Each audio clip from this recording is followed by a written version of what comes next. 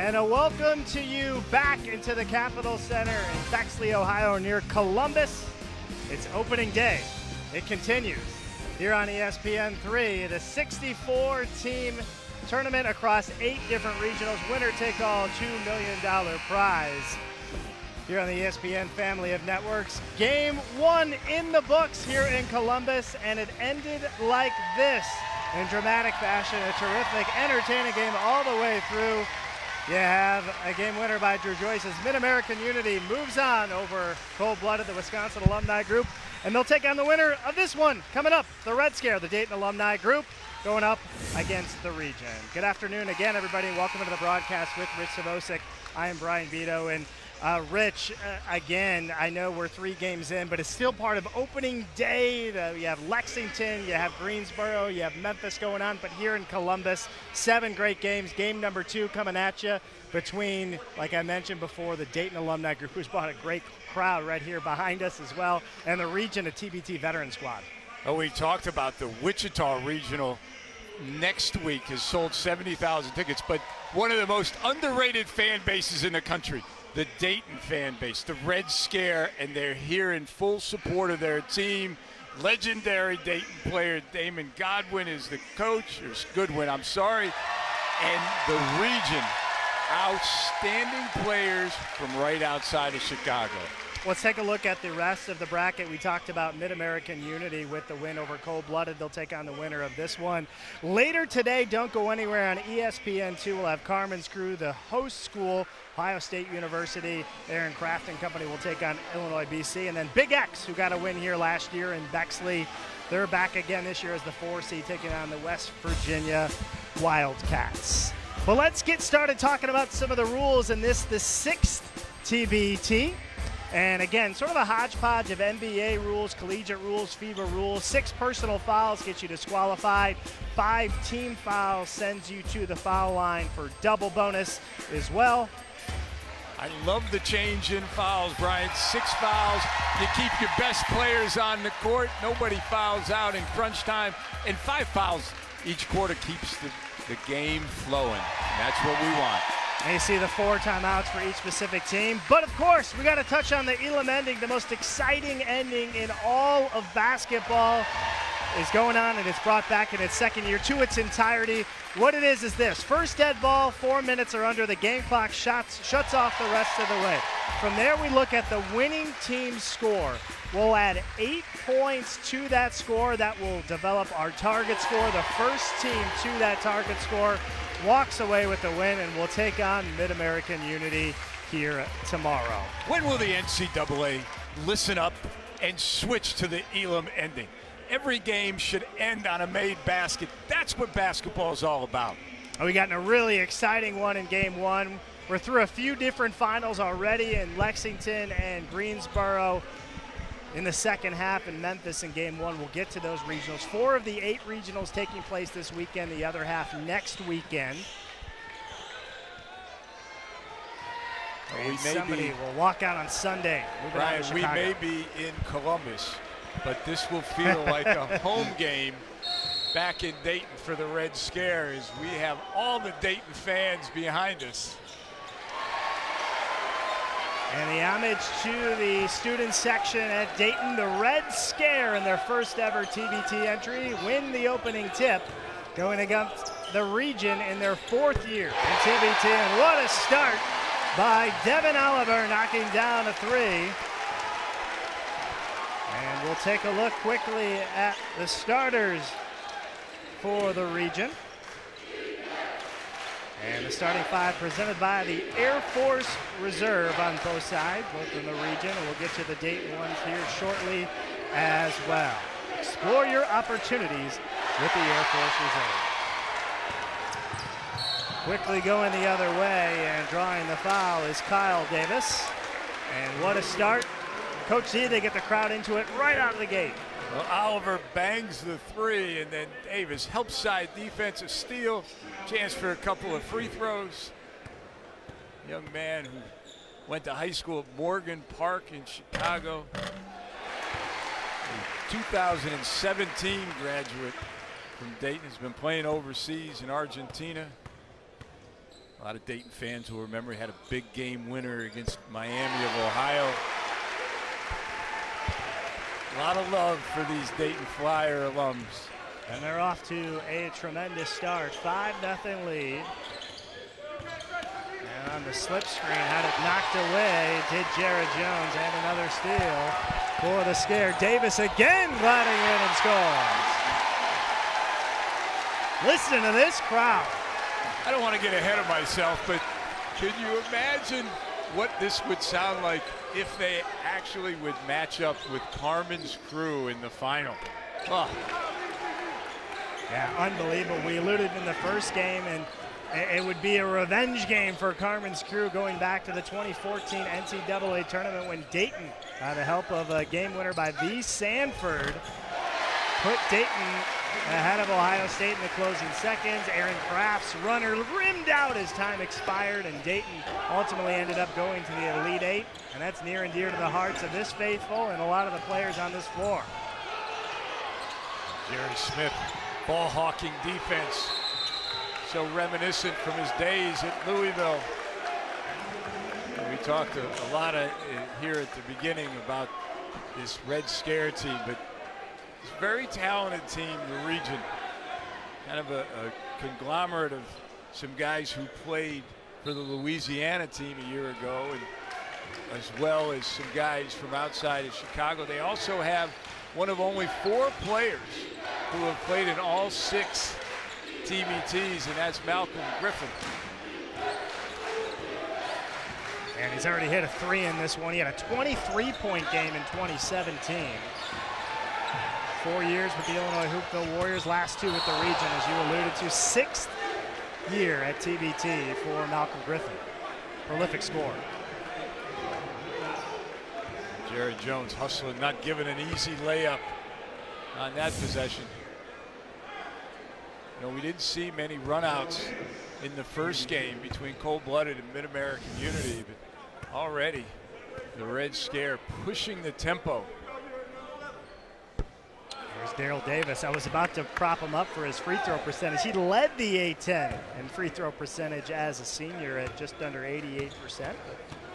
Back iron on the first one. But you said it, Rich, a conglomerate really tried to unite forces with Louisiana United, no pun intended, and that group from Northwest Indiana, Chicago, because the Region in their 4th TBT have yet to come up with a win as a 3 is knocked down from the corner. They thought this was their best chance to bring those 2 groups together. And as you said, a lot of talent and a lot of experience on this Region squad. Well, the question will be, will the experience of having played together that these Red Scare players have shared at their time at Dayton, will that pay dividends as they basically play against a team that, you know, 2 or 3 guys have played together, but not all of them. And a good job by the Region to weather the storm. After they were down 7-0, the crowd was going bananas. And now they have a chance to take the lead as Griffin can't get the 3 to go. That's the one thing that you'll find in the TBT. You got teams and players who have played professionally, whether it's in the G League, whether it's in the NBA, whether it's professionally overseas. So they don't get intimidated by a big blowout at the beginning of a game. They know it's a long game. It's a marathon, not a sprint. There's V. Sanford, who I mentioned earlier, hit the game winner to knock off that Ohio State group.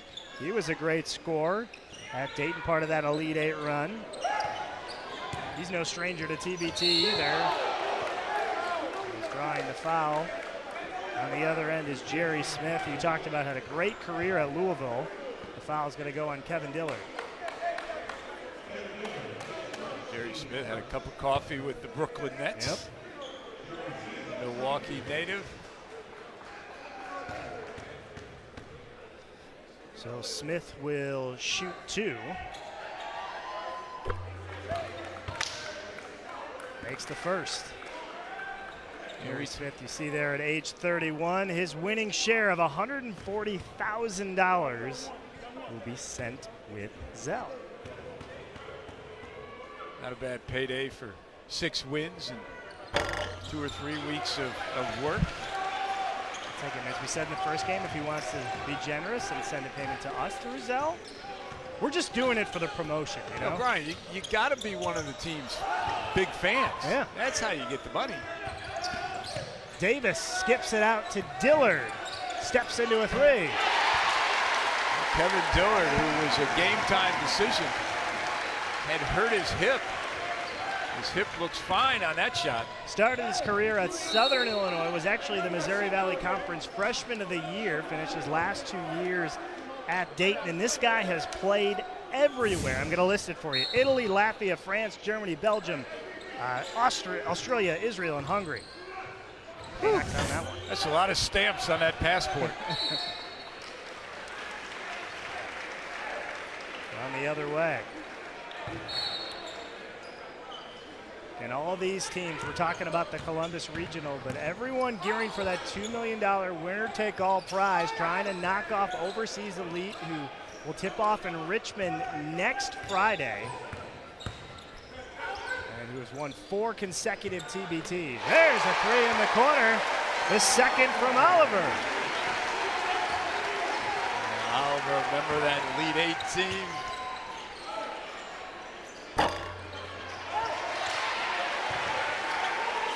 Oliver, known for his passing at times, led Dayton in assists during that Elite 8 run. But 2 threes early on, and he is egging the crowd on, and they are loving it. He played in Greece last year. Now he is moving over to France. Already signed a contract with Nanterre 92.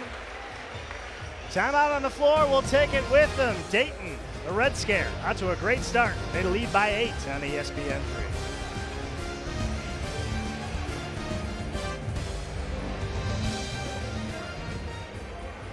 3. With Rich Savosik, I am Brian Vito, back here in Bexley, Ohio, near Columbus for TBT 2019. The winner take all chase for $2 million, and it's presented by Puma Basketball. Well, Rich, we're here in Columbus, but there's a ton of action going on throughout the country as well, in Lexington, Greensboro, and Memphis, the 4 regional sites for this weekend. As we get a look at the games going on right now, the 1 seed Team Hines underway in Greensboro. Lexington also the 1 seed. Loyalty is Love will take on the Illinois Hoopville Warriors, Malcolm Griffin's old team.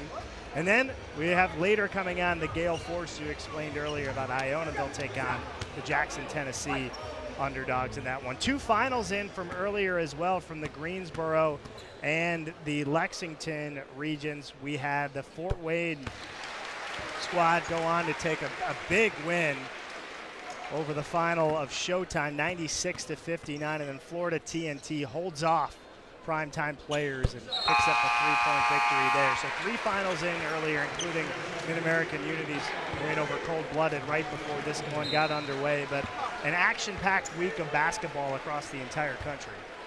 Oh, we've expanded to 8 regions, and it is going to be some hard-fought games. And unlike a year ago where 2 teams moved on from the Columbus Regional, now all of a sudden it's only going to be 1 team to get out of here alive and move on to Chicago. Griffin tiptoes, but had his pass intercepted by Davis. 10-3 run for the Red Scare. Oliver's 3rd triple on the quarter. Oliver is on fire to start this game. The man from Kalamazoo Central.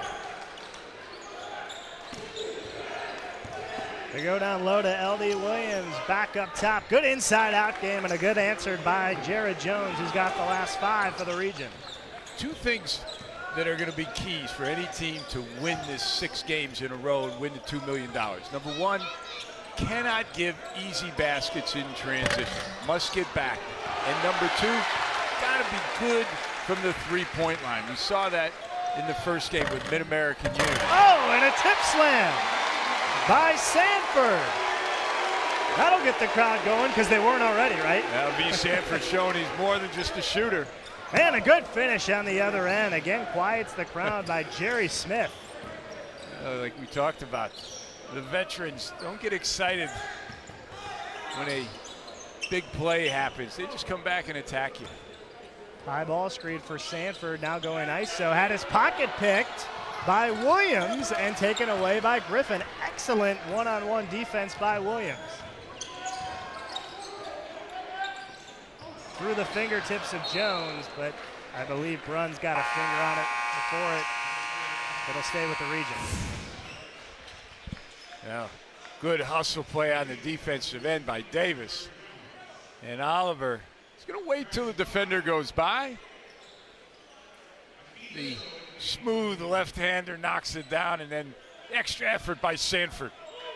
Oliver 4 of 4 from the floor, including 3 of 3 from 3. He's got 11 already here in the first quarter. Good slip to Jones, kicks it in the corner. Back to Jones, right hand baby hook is good. He's had a really good first quarter for the Region. Jones, who played at Ball State for Billy Taylor, started his own clothing line and basically uses it to fund youth activities, youth camps. LTG, love the game. On the court pretty good as well. 2011 All-MAC first team, MAC freshman of the year in 09. They're daring Smith to take the three. And a good box out underneath by the Red Scare. They've led by as many as 10, lead by 8 now, a minute and a half to go. Underhand pass to Dillard for 3. I'll tell you, this Red Scare team is on fire from the three-point line. So unselfish. Oliver, who hasn't missed a shot, doesn't force it. Nice kick. Jones, he's 5 for 5 from the field. His first 3, he's got 10. You can see why Jones has been a tremendous player overseas, inside out. Oliver, why not?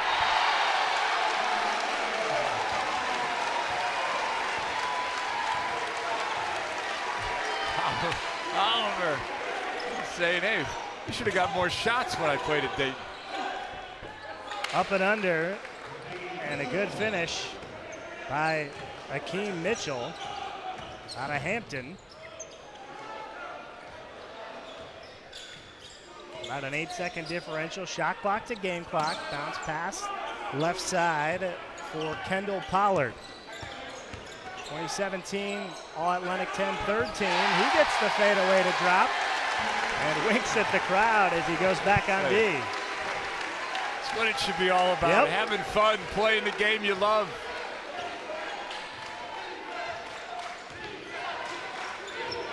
Good defense. Another steal by Davis. Left hand and one.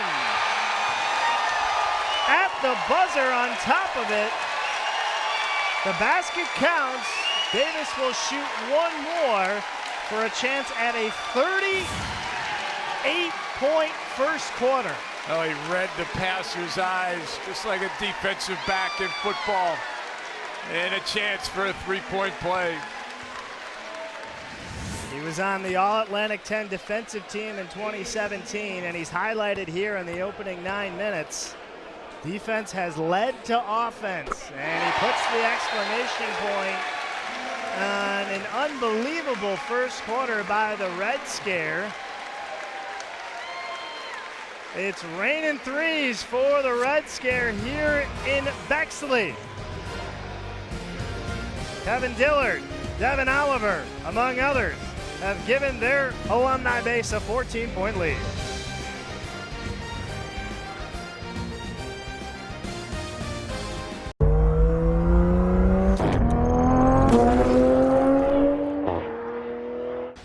Brian Beto and Rich Savosic back with you. The Red Scare with a 14-point lead on the backs of Devin Oliver. Well, Devin Oliver has gotten his feet set, and he has not missed yet, showing that he can knock down the three, put the ball on the floor. 5 for 5 from the floor, 4 for 4 from the three-point line. Devin Oliver reliving the glory days in a Dayton uniform in that first quarter. As we said, he led Dayton in assists during their Elite Eight run, but he's proven he can do a lot more than just dish. He can score it, and he's done it with 14 in the first. Second year at TBT for Oliver. 2017, he was with the Broad Street Ballers. Had a 16-9 game in that one there, so played pretty well, but he's already almost eclipsed that total here in the first quarter in Columbus, and a good start by the Red Scare to open up a 16-point lead, their largest.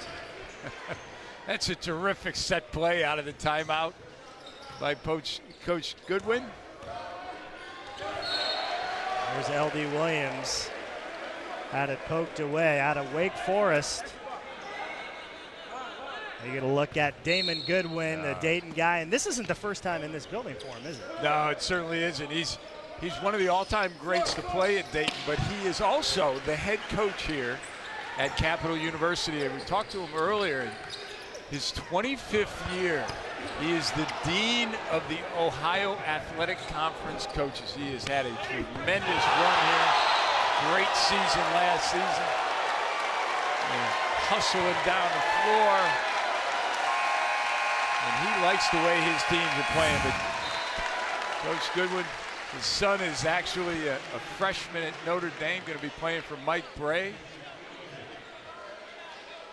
And Mike Bray was in attendance, the inaugural TBT, to watch the Irish alum get the first win in TBT history. It's been all overseas elite ever since. Look at the speed by Davis, and a great block on the other end by Isaiah Swan. I'm sorry. And Smith is fouled. What a play by Swan, shaking his head like, you ain't getting by me. Swan, who played at Florida State. Wow. Terrific timing as he gets that block. Two high flyers. See if that block kind of creates some momentum. Get the region untracked. As Cordero Bennett knocks down 3. Swan, you mentioned Florida State. Perennially always a really good defensive group they have at Florida State. Step back 3, Dillard. He's got 3 triples here in the first half. Well, if you're a coach for the region, you're telling your team, hey, just keep guarding them. They can't keep knocking down threes, and Dillard, the guy all over him, able to put it in. And Bennett trying to assert himself. I referenced the region's 4th year at TBT. It's the 3rd for Bennett. Well, this is the first year, as you said, for the Red Scare, the Dayton alumni, to put a team together. As you look at this group, they've got inside, they've got outside. They didn't bring in a couple of their key players that they thought were going to be on the roster, but from the looks of it, I don't think they miss them. And this team put together with the help of Jeremiah Bonsu and Joey Gruden, former walk-ons at Dayton, and that name sounds familiar? Well, it should. Joey Gruden, the son of Redskins head coach Jay Gruden and Uncle John Gruden. You might have heard his voice once or twice at ESPN at one point, John Gruden. John Gruden, a Dayton alum as well.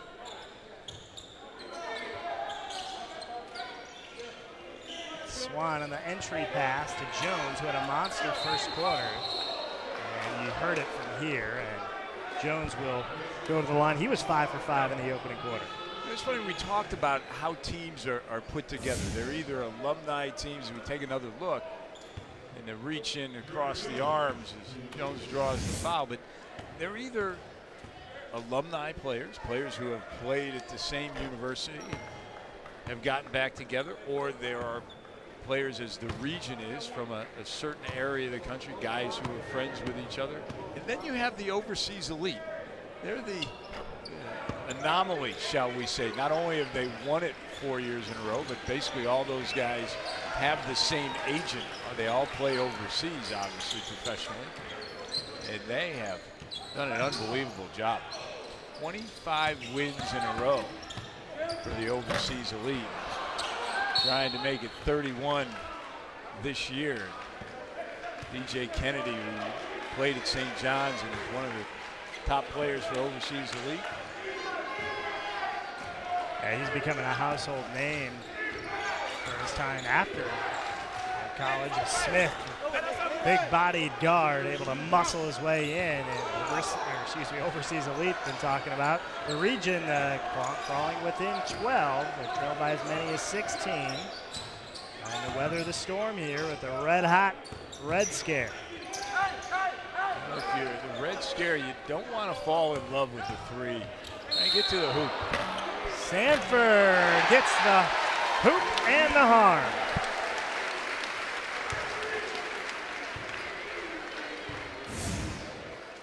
As Sanford, once he gets by the defender, Williams has no other choice but to foul. And Sanford strong enough to absorb the contact and have a chance for a three-point play.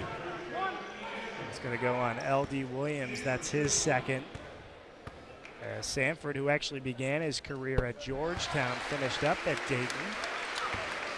Does convert on the old-fashioned three-point play, back to a 15-point advantage for the Red Scare.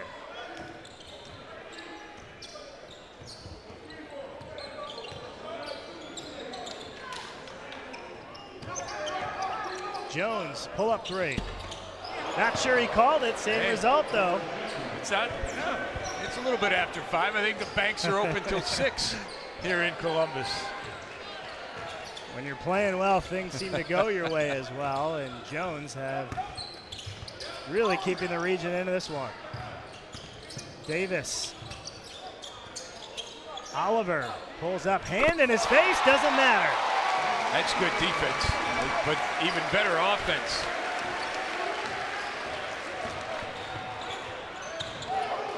Sidestep into a three, and a good answer on the other end by Akeem Mitchell.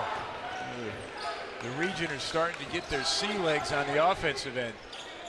Just need to come through with a defensive stop. Got his defender in the air, and the Red Sea parted, no pun intended, as Oliver lays it in. He's got 19, a perfect 7 of 7 from the floor.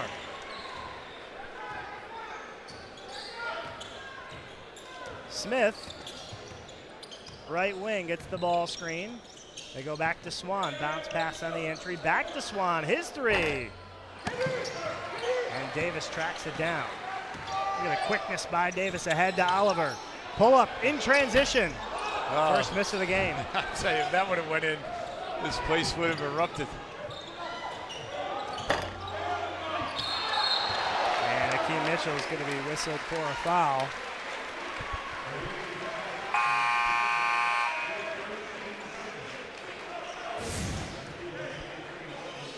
Mitchell trying to make a hustle play on the offensive glass.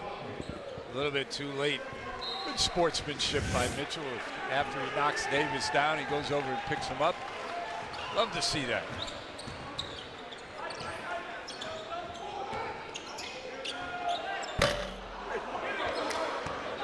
See if the region can push it. Try to make a run. Griffin, prolific scorer, pushes off.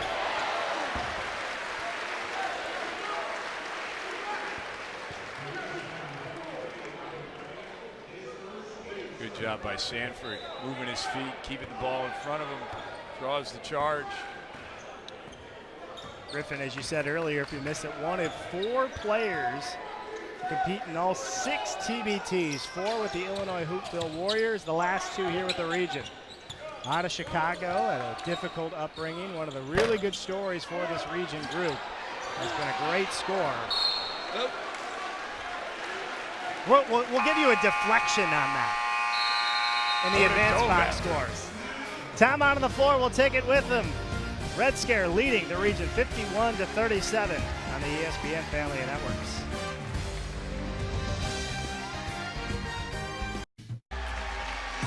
Brian Vito and Rich Savosik back with you, and throughout the basketball tournament, you'll see some of the most original uniforms in sports. Be sure to check them out over at tbtgear.com and treat yourself to some official TBT apparel. Red Scare with a 14-point lead back here in Columbus. The heat index is over 100 degrees. I don't even think that is as hot as Devin Oliver's first half. He's got 19.7 of 8 shooting. He's been unbelievable. He has been fantastic, and as a team, they are 8 for 12 from the three-point line. Well, conversely, the Region has shot it well too. 6 for 12 from the three-point line. Red Scare on fire. Kyle Davis had his pass deflected by Smith. 2-on-2. Jones pulls up. And Mitchell fighting for the rebound. Shot clock resets to 20 on an offensive rebound. And his last touch by the Red Scare. So good effort by the Region after Jones's first field goal miss of the game. If it wasn't for Oliver, we'd be talking about the first half that Jones has been having. He has kept them fairly close. And he scores again. Just a terrific job of reading the defense. They're on the high side, drop step easy one. He's now matched Oliver with 19, but his team's trailing by 12. Sanford with 9 of his own, gives to Pollard long range. Almost stuck that one in, tipped in by Bruns. Bruns, the only non-Dayton player on this team, played at Ohio Northern. He's Division III All-American. One of my favorite nicknames in all of collegiate athletics, the Polar Bears. Well, it was interesting talking to Coach Goodwin before the game. You know, they needed to pick up another guy with size, and he told some of his Red Scare counterparts and said, hey, we'll pick up this guy. And they said, well, will he be any good? He says, trust me, he'll be fine. And runs the 6'9" All-American from Ohio Northern. Nice tip in. Jones scores his 20th point. His second year with TBT. He played all the way back in 2016. He had 9 points and 7 rebounds in that contest and has already far exceeded those totals. The young man actually dual citizenship with Hungary, played on the Hungarian national team.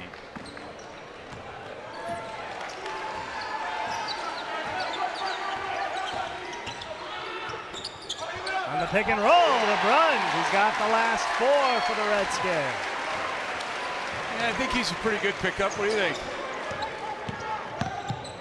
Bennett bounce pass to Smith. On the hesitation. Takes it back out. And tripped up is Mitchell.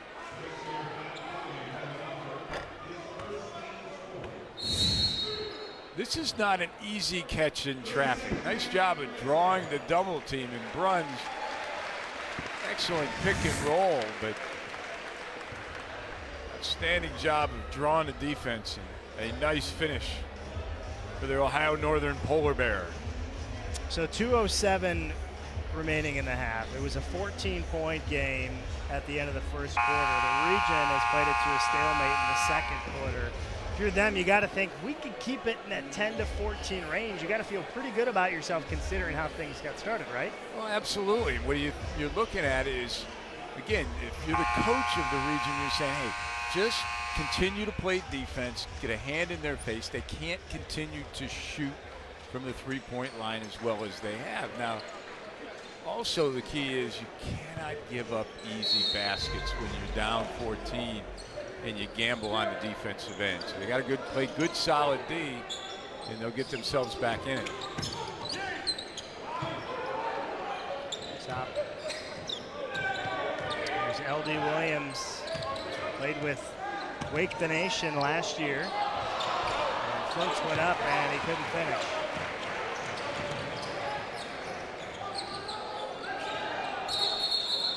Technical foul is going to be called on Williams. Yeah, Williams wanting a foul at the other end, didn't get it.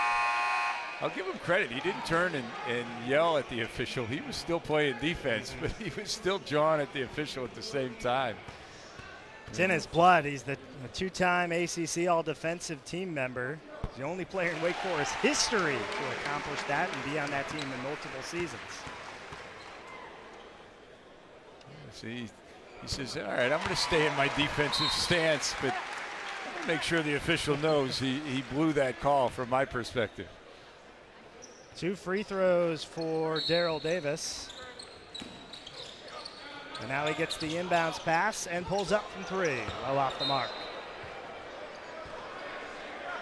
Pretty good defense by Jerry Smith. He read that one. Forced Davis to put the ball on the floor. We talk about TBT vets. Smith is a TBT vet. He played in the championship game 2 years ago. He hasn't swiped and stolen away here. With Team Challenge ALS did Smith.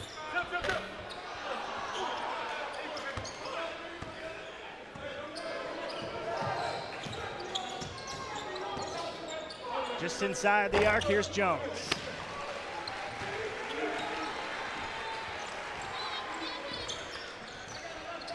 Talked a lot about Oliver, but a heck of a half for Kevin Dillard as well. He certainly has. You know, for a guy that they didn't think was going to play because of a sore hip. Maybe everybody should play with sore hips. I know. Anytime I play with sore hips, right? No. Well, and Oliver, talk about sore hips. Oliver, a little push of the hip on that ball screen. Good call by the official. No look to Smith. They dare him to shoot it, and he comes up empty. On a 5-second differential, shot clock to game clock. Let's see how the Red Scare play it. They play it quick. 2 for 1. Just when you thought Oliver was going to cool down, he says, nope, not me. The Region decides against holding for the last shot, and now the Red Scare with the opportunity to do so, up by 19. Here comes the high ball screen from Dillard. Laid up to Sanford. Nobody was home on the back door. And that's how the first half will come to an end. The Red Scare have this place rocking. Dayton fans everywhere. They jumped out to a huge lead, and the way the first half started is how the second quarter ends. 62-41 is the score, led by Devin Oliver's 22 points. His most recent one here. He's been unbelievable, and his team leads by 21.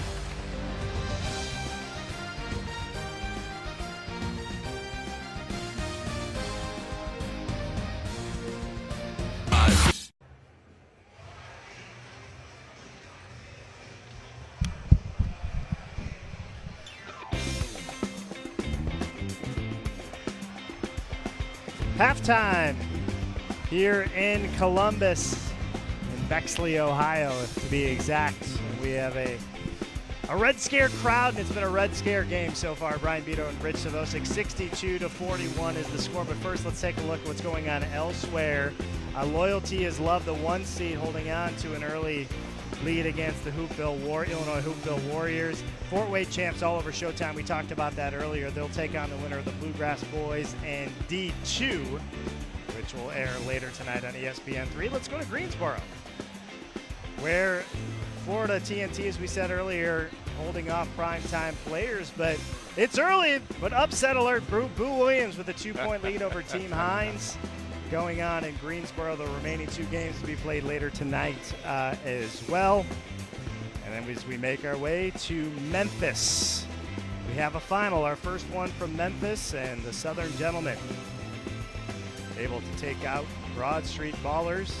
A couple of former guys on the floor today, like Broad Street, made their way to the region, and the Red Scare as well, and they'll take on the winner of the Gale Force and Jackson, Tennessee. Here in Columbus, game number 2, we saw Mid-American Unity knock off Cold-Blooded in game 1. All Red Scares so far in game 2, but don't go anywhere. The Region's got some firepower. They can get back into this one, but they trail by 21. You're watching 2019 TBT on ESPN3.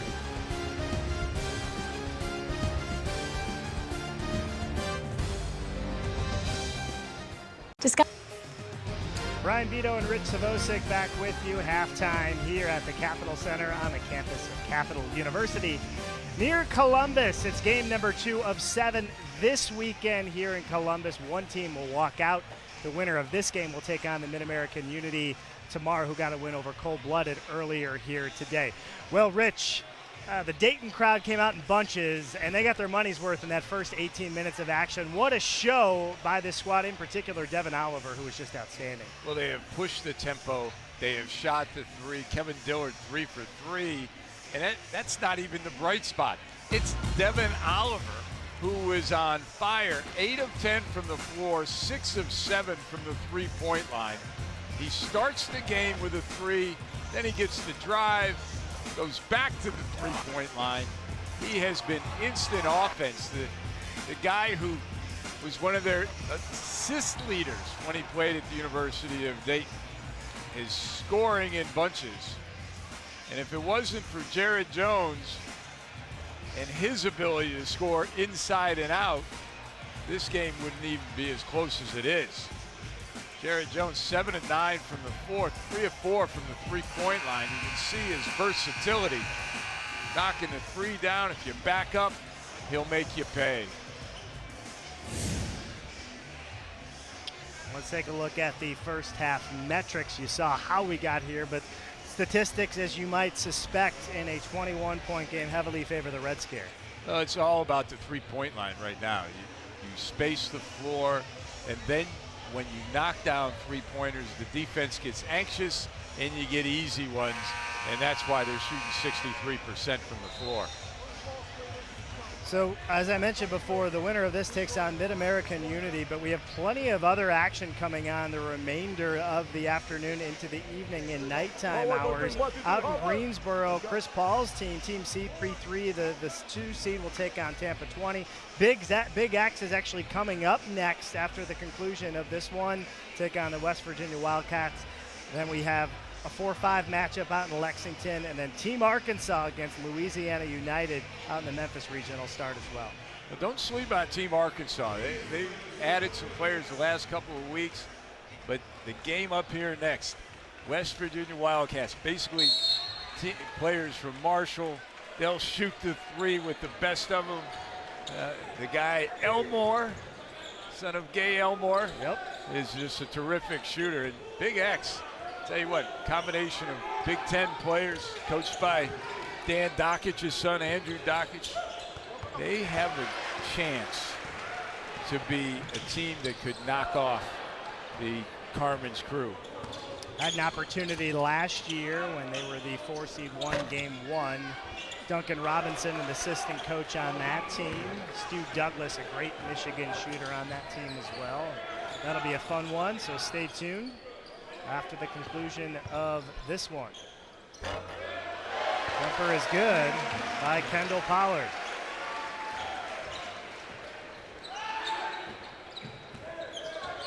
We talk about it all the time. You can't trade baskets if you're the region. You've got to figure out a way to slow this Red Scare team down. Guard the three-point line, limit them to one shot, and certainly no easy baskets in transition. They get inside to Jones. Spins baseline. Good touch by Jones now with 23. Good things happen when Jones touches the ball. He's accounted for more than half of their points. Good back cut underneath. Good defense by Griffin on the first attempt, but too much contact the second time around, and 2 free throws coming up for Oliver. Well, Oliver's going to lift one leg, but he keeps his pivot foot on the ground. And because of that, it is not a travel.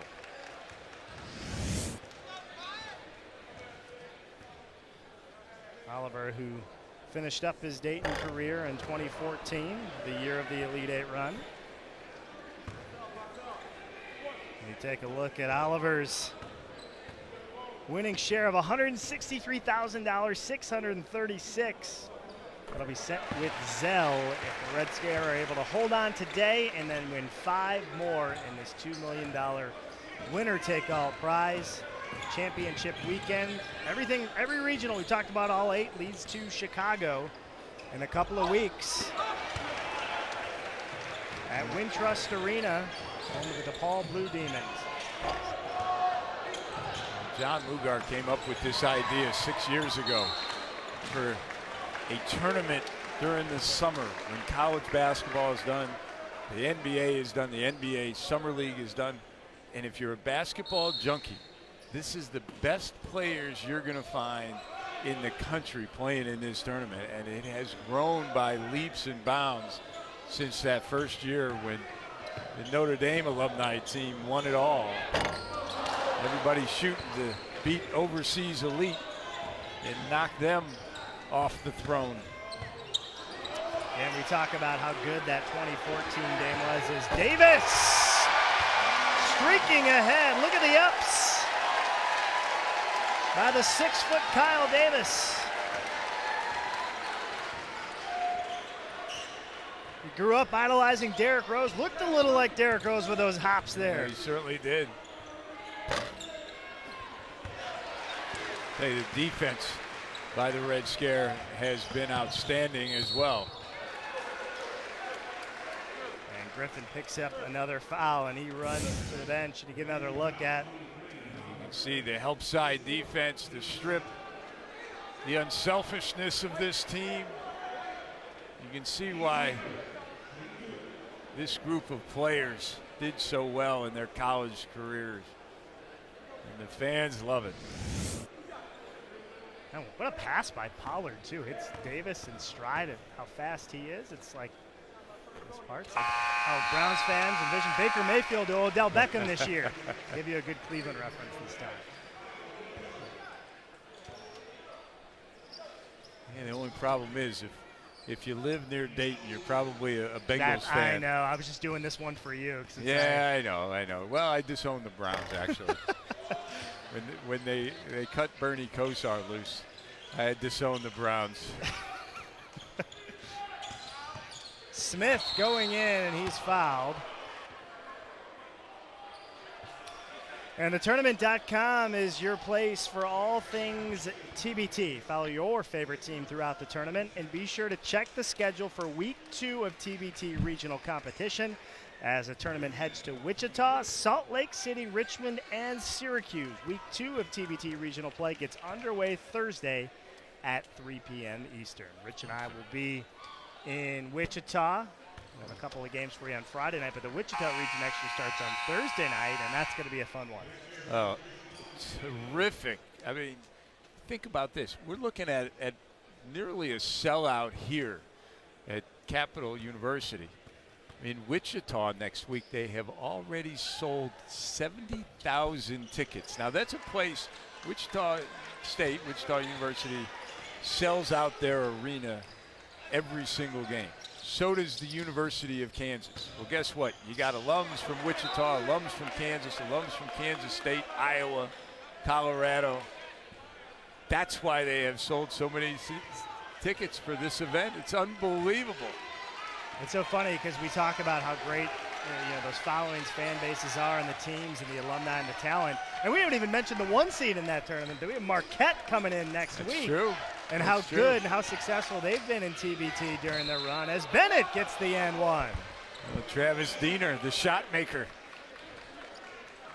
What a shooter he was. And the region trying to battle back, get the ball to the basket, draw the foul. Nice move by Bennett. The Arizona Western product, Gary, Indiana. He's played overseas. Brazil, Germany, Estonia, trying to finish off this three-point play. And Corey Moore, who helped put this team together, has known Bennett since he was a baby. Going a long way back in that Northwest Indiana. Corey Moore, GM of this team, cousins of Etuan Moore. Had a really solid NBA career with the New Orleans Pelicans right now. Played his college ball at Purdue. Good ball movement, but they couldn't finish near the rim as that one goes through the fingertips of Mitchell. And then Mitchell hustling all the way back, gets a second chance at the rim and throws it down. Now there is no quit in this team. And if you're the Red Scare, you're going to have to continue to play. You're not going to be able to slow it down. The region's going to keep putting the pressure on you. 6-0 run for the region. As Dillard ends that run. We heard the fans start to get a little noisy again. Dillard stays perfect from the floor. And as soon as the Region gets a little bit of confidence, a little bit of momentum, Dillard comes down and buries a three. And now they have a chance for three more. Not this time, but Bruns had his man sealed, and he'll shoot two.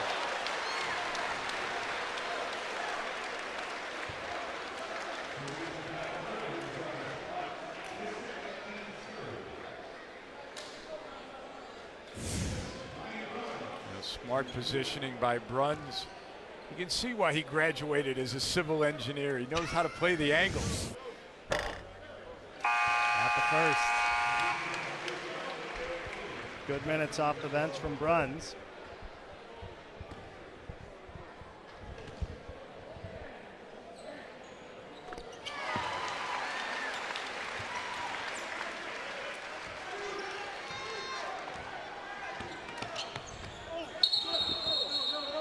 Whistle and a foul on the floor.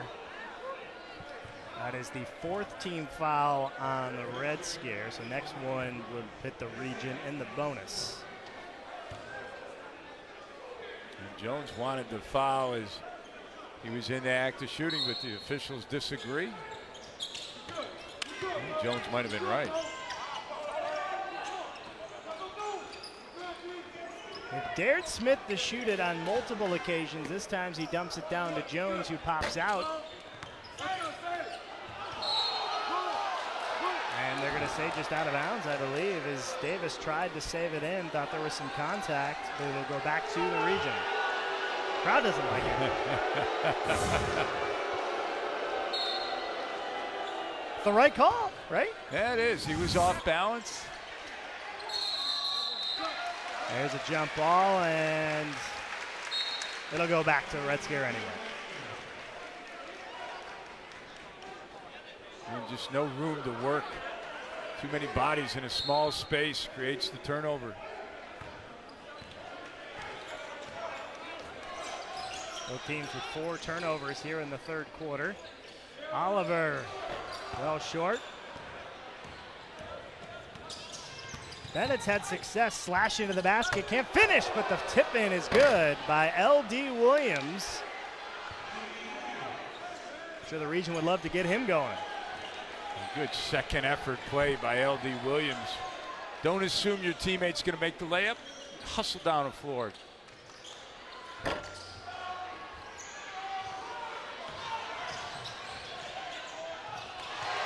There's Davis again. Oh. And he's hammered in the head, and they're going to call an intentional foul. Davis went crashing into the padding at the base of the hoop. And it'll be 2 and the ball, but first things first, let's just make sure Kyle Davis is all right. I think he got poked in the eye as Jones hit him in the head, but so Davis, good news, up and walking around, shaking it off a little bit. He'll have 2 when we come back. 73-53, Red Scare dominating here in Bexley.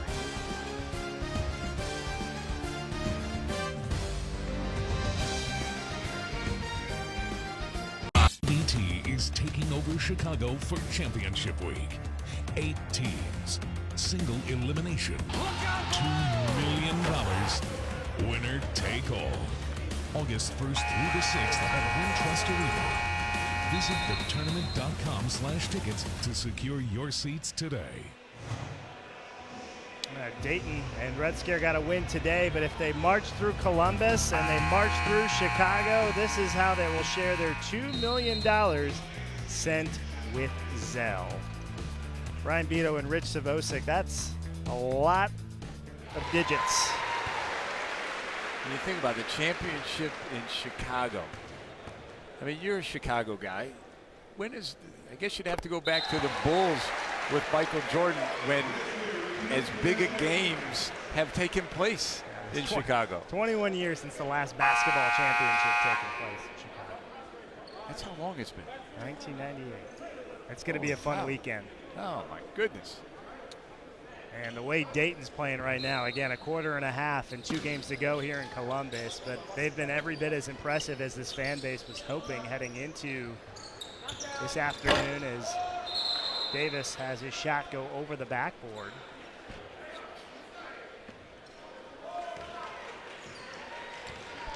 You see Kyle Davis walking off, shaking it off still. And Bennett tripped up. I hope he's okay.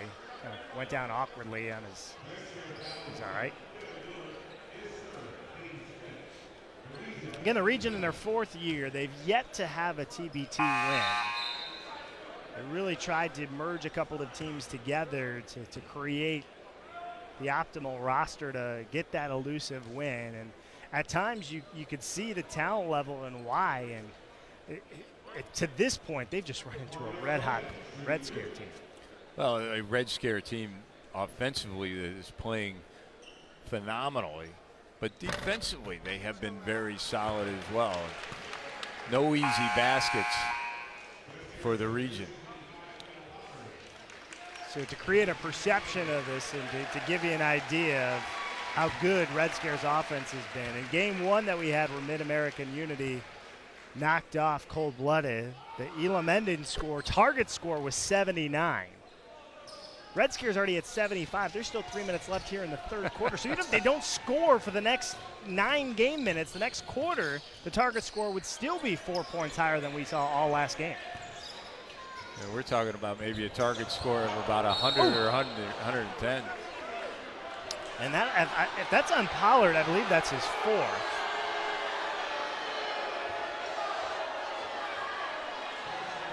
And L.D. Williams will shoot 2. The Dayton fans not happy with it.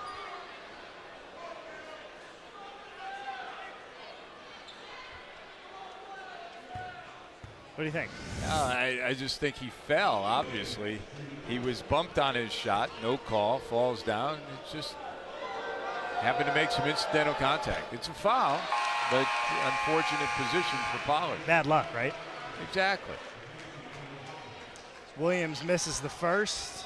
So as you look, Brian, over at that Red Scare bench, you only see one player in a uniform.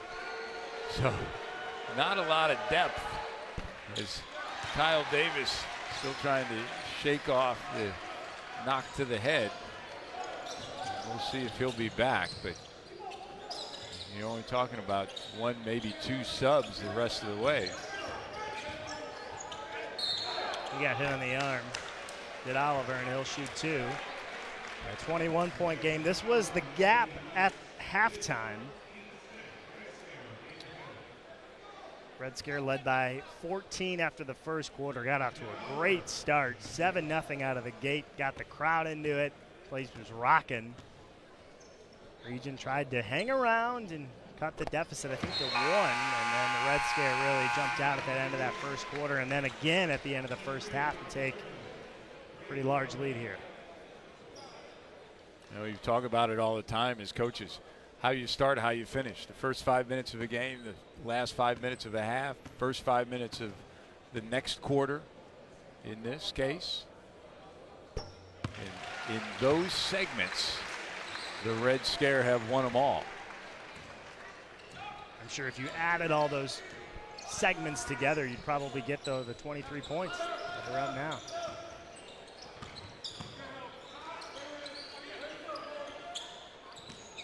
Good hands by Sanford. Finds Dillard, skips, and a foul is going to be whistled on Mitchell.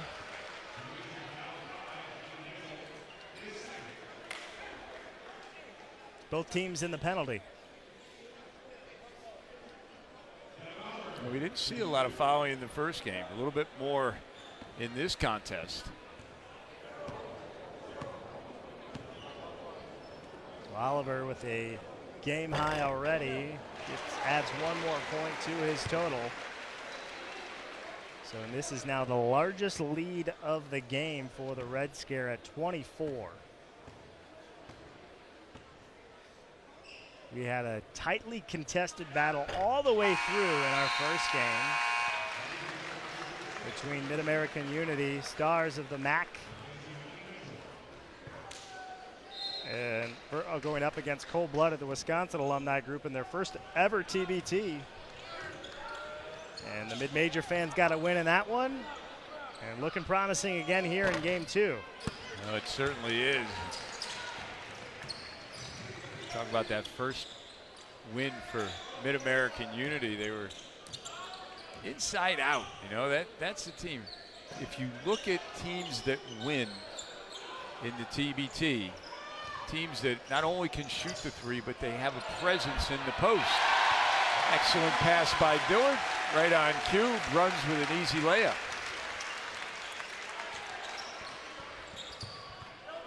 Swan loses his balance, gets it out to Griffin, who's been an elite scorer in this tournament now for his 6th year. Scored 17 in the region's loss last year. Has had a difficult time getting it going. But credit the Red Scare defense for recognizing where he is on the floor really at all times. And 2 more free throws coming up, this time for Sanford, as the Red Scare try to add on to their 8-1 run. Well, you think about it, if you're Coach Goodwin over there, you're thinking, okay, let's see, I got potentially 2 more games this weekend. I'm looking at only 2 subs on the bench. Need to take the air out of the ball, perhaps, here in the last minute and a half of the third, and as we move into the 4th quarter, and try and save yourself for the next round. Davis and Pollard, who's got 4 fouls. You know, and it's an interesting concept in the way teams are built. What's the right number of players? Do you build a roster of 10 guys? And I think in an event like this, 10 guys sometimes may be too many. You know, you're talking about 8 players probably is the perfect number as long as nobody gets hurt. You know, you can absorb somebody fouling out. You know, you still have good rotation. Everybody is happy because they're playing enough minutes. So it's a tough thing when you're putting a team together on how many players do you want? What's the optimal number? You know, if you have 10, you got to make sure number 9 and 10, they understand their roles. That maybe they're not going to play, but maybe 2 or 3 minutes or 4 minutes in a game. So that's a good sign right there. Yeah, Davis coming back in. Well, if you're Dayton and you're looking at your short bench at 7, the way you're playing, you're starting to think, and I didn't go to MIT, but if less players, higher win share for that $2 million prize. It always comes back to money for you, Always. Brian. That is true, though.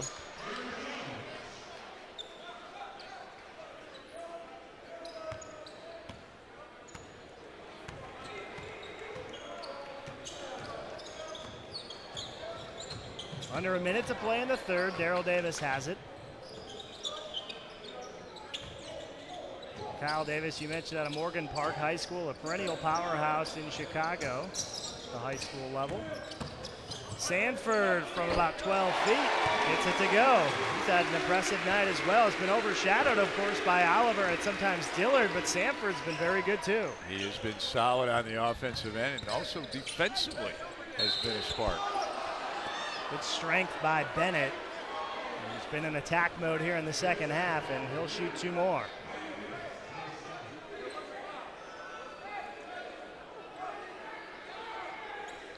Bennett in his 3rd year at TBT. Took last year off.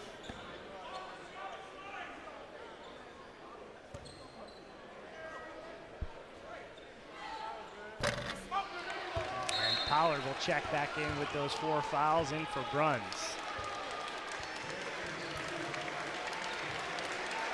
I hate to harp on it because there's still the rest of this game, and then Carmen's crew's got a heck of a path to potentially get through. But I know those Ohio State fans are just raring for a rematch against this Dayton group, who has several members from that Elite 8 team that ended Ohio State's run that year in the 11-6 matchup as an upset. On that winner, V. Sanford. Look that much different than that shot, actually. Hey, let's go back to that win by Dayton over Ohio State. Do you think people are still thinking about it? I know they're still thinking about it, especially in this building, and they'll be thinking so the rest of the weekend, trying to anticipate that matchup. And the Red Scare looking real good right now. They lead by 28 through 3.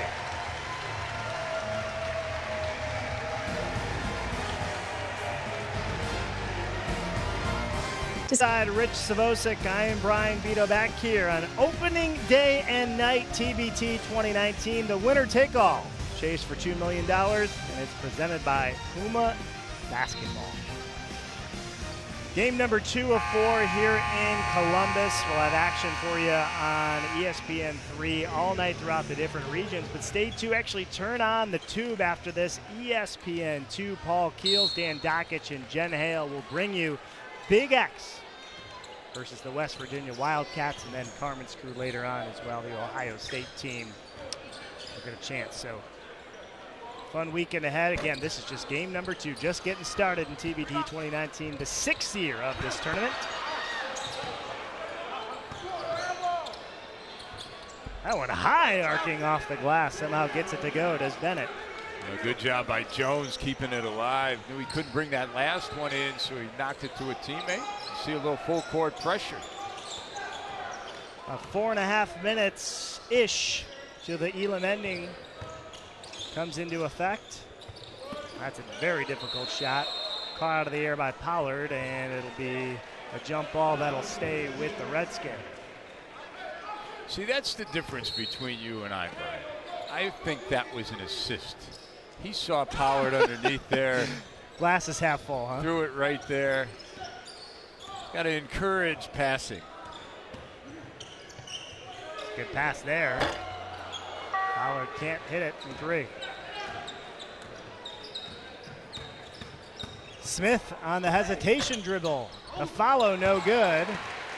This time jump by Jones, and Sanford is fouled by Bennett. First team foul here in the 4th quarter.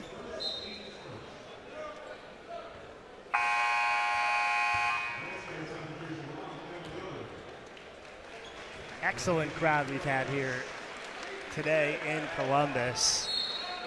Good crowd for game 1. Dayton fans have come out for game 2. It's going to be like this all weekend. Well, they fouled by the Region, and that's the change in the rules. New quarter, you wipe the fouls out, so the Red Scare aren't shooting 1 and 1. Leap and leaner by Oliver, and nobody boxed out Kyle Davis, and he makes him pay.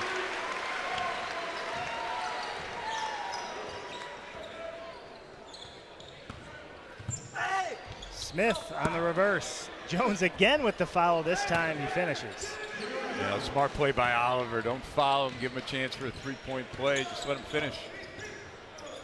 Nobody stops Sanford, and he scores with ease.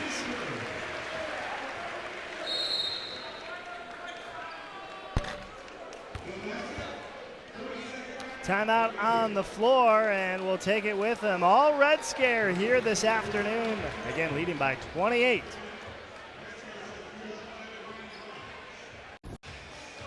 Brian Vito and Rich Savosic back with you again. Here's another look how the Red Scare, if they're able to march through Columbus and Chicago, will share their $2 million sent with them.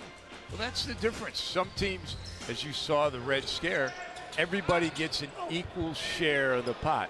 There are some teams that will give certain players more money than others. Everybody knows that coming in, but certainly if everybody's getting the same share, I think it builds better team chemistry.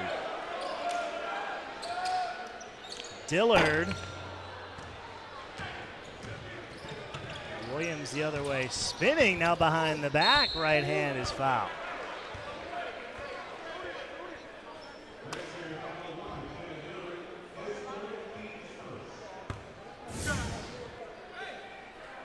They'll never say die by the Region. LD Williams getting right to the rim. Talked about this crowd in Wichita. It's fun just to look at the different regionals and the basketball cities that these regionals encompass. Lexington, Kentucky, home of the Kentucky Wildcats. They've had some success at the college level. You look at Memphis, and you've been all over the country. You've seen a lot of basketball. We talk about some of the best basketball cities in the world in New York, Chicago, Washington, D.C. I'm one of those people that think Memphis is one of the most underrated basketball cities in the country. I had Memphis earlier this year in the NIT. What Penny Hardaway has done for the Tigers, he's going to put them back on the map. I mean, they are much like the Red Scare fans in this building tonight. They are excited, they're enthusiastic. It's going to be a great region as we see Kyle Davis get fouled on the way to the rim. But you hit it right on the head. You talk about the different venues that have been chosen by the tournament. And just an outstanding job in selections by John Mugar and his staff, understanding where to put teams and who should host a region. It's our second year here in Columbus, and last year was great, and you could already see the increase in attention and excitement as well. You know, and the cities embrace it. That's the key. Love it. 6-0 run by the region. They're not giving in yet. It's going to be a huge number when we get to the it's going to be a large Elam ending, though. That's the nice thing. Another nice thing about the Elam ending. We talk a lot about it. And yes, maybe it does turn into being an insurmountable lead, but you're never up against the clock. The clock never runs out. So even if you're still down 22 points and that target set 8 points higher than that, you still control your own destiny. Absolutely. Get a stop, get a score, another stop, another score. In this case, a lot of stops, a lot of scores for the region to come back. And we saw some big comebacks from the Elam ending a year ago. But of course, in the meantime, the region would like to chip away. They got a 2-on-1. Dillard steps into a three and makes it look so easy, doesn't he? He certainly does. On any other night, we would be talking solely about Kevin Dillard, but his teammates are offensively playing very well.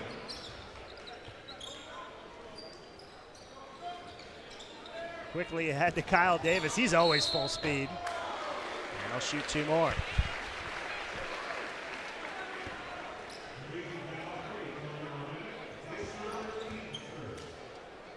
Dillard in transition in the half court. He has been able to knock down 3 after 3. And Davis has been very effective. Good to see he's all right come back in the game. He talked about him looking up to Derrick Rose. He said he sort of models himself after another Chicago guy in Patrick Beverly, and I see it a little bit. Really good defensively. He's gotten a lot of steals in this game.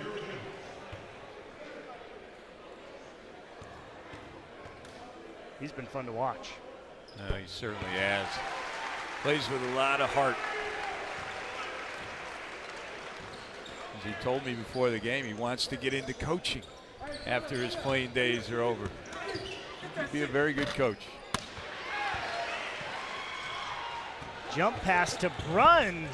Good finish. Terrific unselfishness by Dillard. Always feed your big man when he runs the floor. Well, the winner in this game is going to score in triple digits, guaranteed now. At the minimum, the target score is going to be 106. It's going to be higher than that. As Davis has a 1-on-0, and he throws it down.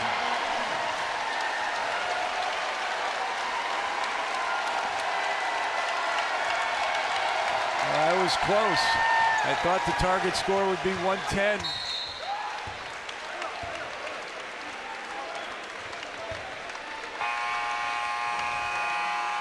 Crowd on their feet after the latest Kyle Davis slam, and we'll get one more look. A cool 100 for the Red Scare.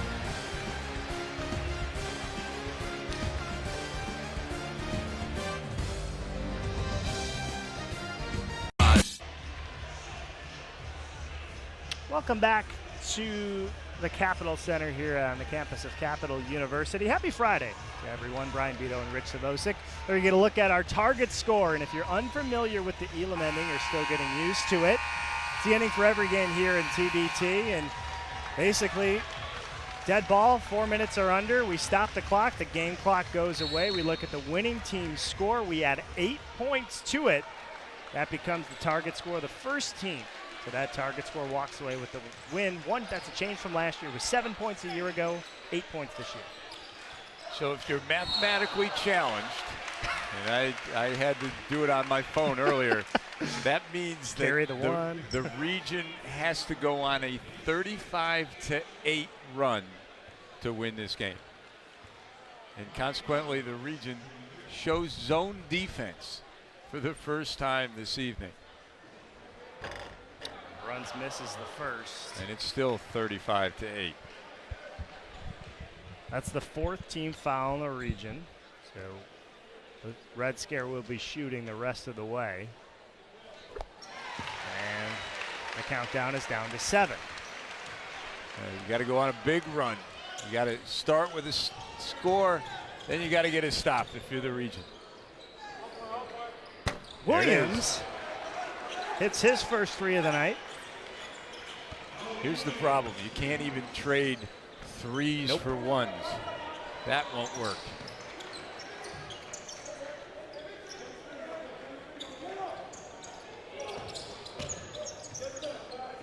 A lot of space for Davis, but it rolled off. You know, I like this adjustment by the region. You're a zone guy. Well, I like them going zone. They haven't played zone, and they're thinking, hey, all right, we're going to lose. They got to make all 3s. Yep. Nothing else. Really good defense like a defensive back, but it still finds the hand of Dillard. Yeah, why not, right? They haven't been able to stop him to this point. And blocked by Jones.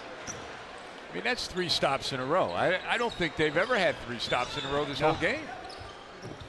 Good underhand shovel to Jones, but he lost it on his way up. That hurts. Yeah. That hurts.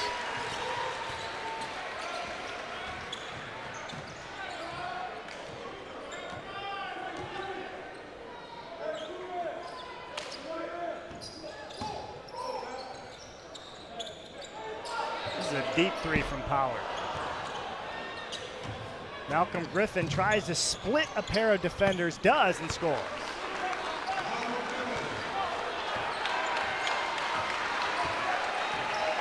So 35-8. It's 30-7, right? He's clawing back, and again, you would think a team that had shot. There you go. That's a big one. It just changed my mind. I was going to say a team that has shot so well from the 3-point line all game long, and now all of a sudden you see a zone. It throws you out of rhythm, and the more you miss, the tighter you get. Yep, but the more you think about it, right? you make one, and all of a sudden it becomes easy.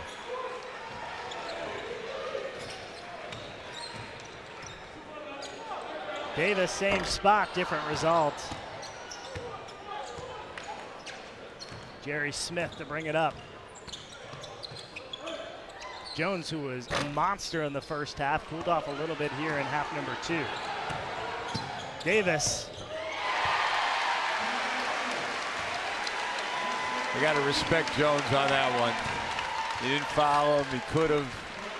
You know, he understands. Let's not get anybody hurt.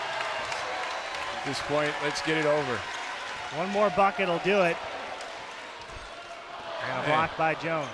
He says, yeah, I'll let you do that once, but I'm not going to come in and just let you go by me every time. Yeah, not for the walk-off, right? No, exactly. You got to earn that one, and Dillard ends up limping a little bit. He's all right.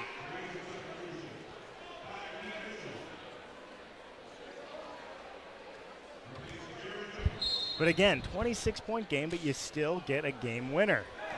And that's what we're talking about, a game winner.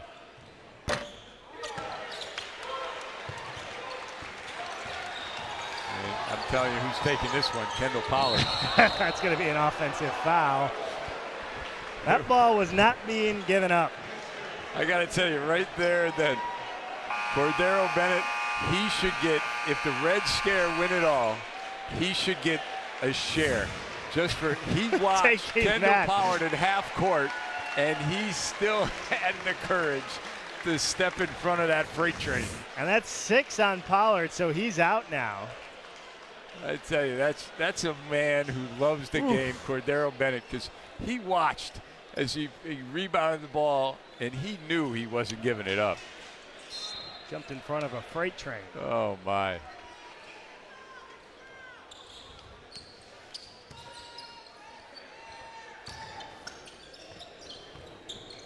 Give Cordero the shot. There you go. He earned that shot.